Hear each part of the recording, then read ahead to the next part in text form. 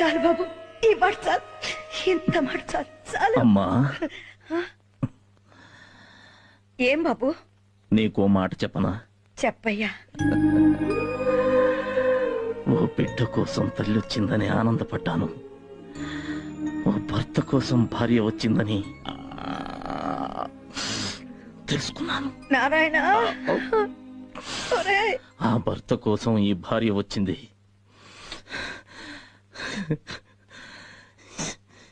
ఈ అనాథ కోసం ఎవరు వస్తారు?